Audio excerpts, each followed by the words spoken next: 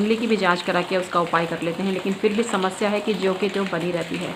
इसके पीछे कारण ये होता है कि आपके घर के आसपास कुछ ऐसी नेगेटिव चीज़ें होती हैं जो आपके ज़िंदगी को दूभर कर देती हैं, आपको आगे नहीं बढ़ने देती हैं, और आपको समझ में नहीं आता है कि क्यों हो रहा है। आपको लगता है पड़ोसी ने कुछ कर दिया है, पर बेसिकली पड़ोसी ने कुछ नहीं किया होता, आपके ऊपर प्रभाव डालती हैं घर के आसपास की कुछ नेगेटिव चीज़ें। तो मित्रों, आज के वीडियो में यही आपको बता रही हूँ, लेकिन इससे पहले एक निवेदन है कि यदि आपने मेरा चैनल सब्सक्राइब नहीं किया है तो इसे सब्सक्राइब कीजिए। इसके अलावा एक जानकारी और मैं आपको देना चाह रही हूँ, इसको एक आप सूचना समझ लीजिए जो कि बहुत ज़रूरी है आपके लिए। मेरे चैनल पर कुछ लोग घुसपैठ करके अपने फ़ोन नंबर्स देते हैं। कुछ लोग कुछ रत्न खरीदने के लिए, सामान खरीदने के लिए उल्टे सीधे अपने नंबर वगैरह देते हैं, अपनी मार्केटिंग करते हैं। तो मैं आपको उनसे आगाह करना चाह रही हूँ कि वो फर्जी लोग होते हैं, उनसे मेरा कोई लेना देना नहीं होता है। अगर आप उनसे कोई चीज़ें खरीदते हैं, वो नकली निकलती हैं, ख़राब निकलती हैं, बेकार निकलती हैं, या वो आपके पैसे खा जाते हैं, डुबो देते हैं आपके पैसों को, तो उसमें मेरी कोई जिम्मेदारी नहीं होती, मेरे चैनल की भी कोई जिम्मेदारी नहीं होती, क्योंकि मैं आपको कभी नहीं कहती कि आप उनके संपर्क में आइए। इसके अलावा मैंने अपना फ़ोन नंबर कभी किसी को नहीं दिया है।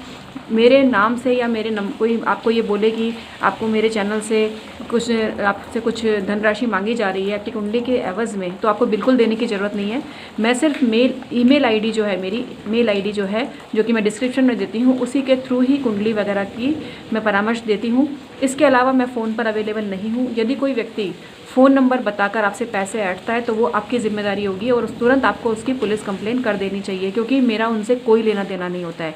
मेरे कोई फ़ोन नंबर मैंने किसी को नहीं दिया आज तक, ना मैंने कोई सामान बेचा है किसी को फ़ोन के ज़रिए, या मैंने किसी को बोला है कि आप ये सामान ले जाओ, वो ले जाओ, ऐसा मैंने बिल्कुल नहीं किया है। तो यदि फिर भी लोग इसके चक्कर में पड़ते हैं मित्रों, तो वो आपकी स्वयं की ही नादानी कहूँगी मैं इसको, क्योंकि मैं बार बार आगाह करती हूँ आपको कि आप किसी भी गलत लोगों के संपर्क में मत आइए।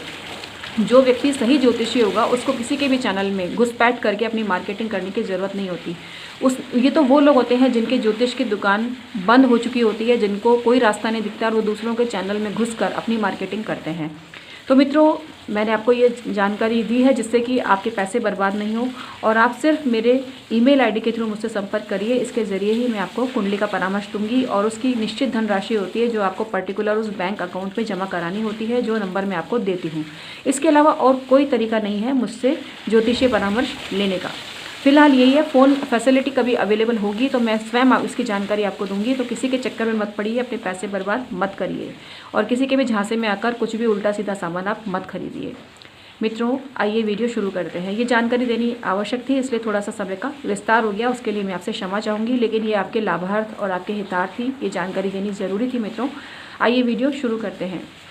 मित्रों, आज मैं आपको बताने जा रही हूँ, आपके आसपास कुछ ऐसी नेगेटिव चीज़ें होती हैं जो आपके जीवन पर कुछ ऐसा प्रभाव डालती हैं जिससे कि आपकी ज़िंदगी सुगम तरीके से नहीं चल पाती है, और आपकी लाइफ में तरह तरह के हर्डल्स आते हैं, परेशानी आती है। घर के बच्चे एग्ज़ाम में अच्छे नंबर नहीं ला पाते, ट्रांसफ़र होता है घर के पुरुष का बार बार, या नौकरी छूट जाती है, घर की स्त्रियाँ स्वास्थ्य संबंधी बाधाओं से पीड़ित रहती हैं, घर में कलह तनाव होता है, घर के लिए शादी के अच्छे प्रपोजल नहीं आते बच्चों के लिए। तो कई तरह की समस्याएं ज़िंदगी में आती है, तो आप इन बातों को भी टटोलिए और इन्हें दूर करने का प्रयास करिए। सबसे पहली चीज़ है, आपका मकान टी पॉइंट पर तो नहीं है।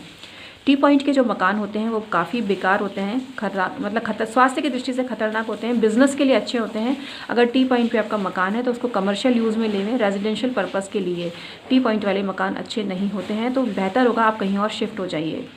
क्योंकि देखिए, इसके अलावा और कोई रास्ता नहीं। मिरर लगा लिया जाता है, और भी कई उपाय कर लिए जाते हैं, घर के बाहर एक छोटा सा मंदिर भी बना लिया जाता है, कई तरह के दोष निवारण किए जाते हैं, लेकिन फिर भी प्रॉब्लम है कि बनी ही रहती है। दूसरी चीज़ है, अगर आपके घर के बाहर कोई खुली जगह नहीं है, स्पेशली जब आपका मकान ईस्ट फेसिंग है और कोई खाली जगह नहीं है, या नॉर्थ फेसिंग है, कोई खाली जगह नहीं है, तो वो अपने आप में दोष है। पास में किसी ने कोई ऊंची दीवार बना ली है तो बहुत तरह की समस्या आपकी लाइफ में आ सकती है।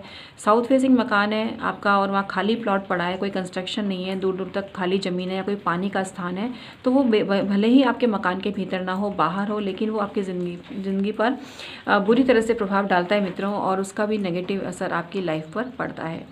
इसके अलावा घर के आसपास शमशान का होना, घर के आसपास किसी देव मंदिर का होना, घर के आसपास किसी बड़े पेड़ का होना जिसकी छाया आपके छत पर पड़े, या घर के आसपास किसी पीपल के ऐसे बड़े वृक्ष का होना जिसकी छाया आपके मकान पर पड़ती है, तो ये सारी चीज़ें आपकी उन्नति में बहुत बड़ी बाधा उत्पन्न करती है।